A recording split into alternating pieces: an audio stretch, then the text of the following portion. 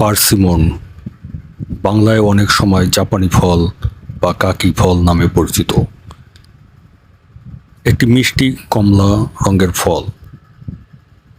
এটি মূলত চায়না এর উৎপত্তি লাভ করলেও বর্তমানে জাপান, সাউথ কোরিয়া এবং বিশ্বের আরও অনেক দেশে চাষ হয়।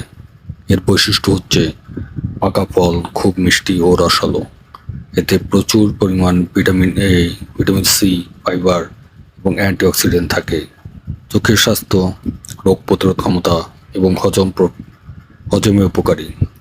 সবচেয়ে পরিচিত দুটি জাত হল ফুয়ু,